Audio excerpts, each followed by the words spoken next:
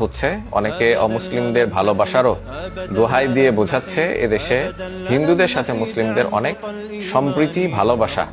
Kindly আল ওয়ালা ওয়াল বারা এর হাদিসগুলো দিয়ে বর্তমান প্রেক্ষাপটের সাথে মিলিয়ে একটা সুস্পষ্ট ফতোয়া চাই। অনেক মুসলিমও বুঝতেছে না অমুসলিমদের সাথে সম্পর্কের বাউন্ডারি কি রকম হওয়া উচিত, এই বিষয়ে আশা করি সুস্পষ্ট ফতোয়া। সুস্পষ্ট ফতোয়া আসলে আগে থেকেই ফতোয়ার কিতাবগুলোতে রয়েছে, এটা নতুন কোনো বিষয় নয়।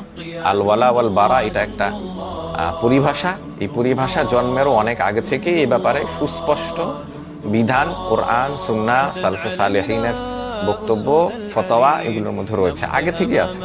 এমনকি যে উর্দু ফতোয়ার কিতাবগুলো আমরা পড়ে থাকি অধ্যয়ন করে থাকি এগুলোর মধ্যে আলাদা করে মুসলমানদের সাথে হিন্দুদের আচার ব্যবহার কেমন হবে, তাদের কি ব্যবহার করা যাবে কি ব্যবহার করা যাবে না, কি খাওয়া যাবে কি